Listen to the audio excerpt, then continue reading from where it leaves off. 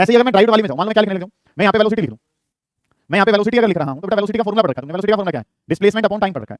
Velocity के बारे में अगर मैं बात करता हूं तो वेलोसिटी को हम लिखते हैं, तो वेलोसिटी को लिखते हैं डिस्प्लेसमेंट अपॉन टाइम करके, ऐसे करके लिखते हैं। तो डिस्प्लेसमेंट क्या है? डिस्प्लेसमेंट क्या होती है? लेंथ होती है, ठीक है। डिस्प्लेसमेंट एक लेंथ है, और लेंथ अगर है तो उसको किससे लिखा गया? एल से। टाइम जो है सर वो क्या है? टी है, तो इसको लिख दिया टी से। और इसको अगर मैं यहाँ पे लिखना चाहूँ तो L1 और टी की पावर -1। तो अब देखो यहाँ पे क्या ये अकेला लिखा गया है? नहीं, इसमें क्या आ गया सेक्शन? एल भी आ गया और क्या आ गया? टी। एल और टी दो चीजें आ गई हैं, दो का कॉम्बिनेशन है, तो ये डिपेंड कर रहा है किस पे? लेंथ पे भी और किस पे? टाइम पे भी। ये वाला कैसा है? ये अकेला है, अपने आप में क्या है? यूनिक है। ये वाला जो वो क्या हो गया है? दो चीजों पे डिपेंड कर रहा है। इस तरीके से काम है। ऐसे ही अगर मैं बात करता हूं तो नाम जो सब जैसे हमारे पास क्या है? एक्सेलरेशन लिखनी है।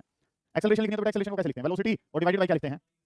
वेलोसिटी को टाइम से डिवाइड करते हैं तो क्या बन जाता है? एक्सेलरेशन। अब वेलोसिटी वेलोसिटी यहाँ पे निकाल रखी है, L1 t -1 जो हमारे पास क्या है? वेलोसिटी है। दोबारा से टाइम आया तो उसको कैसे लिख दिया? टी से। तो ये काम जो है हमारे पास क्या बन गया? ये बन गया L1 और t -2। अब देखो दोबारा से लेंथ पे डिपेंड कर रहा है, किस पे डिपेंड कर रहा है? टाइम पे डिपेंड कर रहा है। अब एक से ज्यादा पे डिपेंड करता है तो क्वांटिटी क्या हो जाती है? डिपेंडेंट। ये नाम क्या हो जाता है? ड्राइव। ऐसे ही अगर मैं वर्ड लिखता हूं तो वर्ड जो है हमारे पास क्या है? फोर्स है। जैसे सुनिए ध्यान से, ऐसे ही अगर मैं फोर्स की बात करता हूं तो फोर्स जो हमारे पास क्या है? फोर्स है mass multiply by acceleration. Force force जो है हमारे पास क्या है? Mass multiply by acceleration. Mass mass के बारे में अगर मैं बात करूं तो मास को m से लिखा जाता है।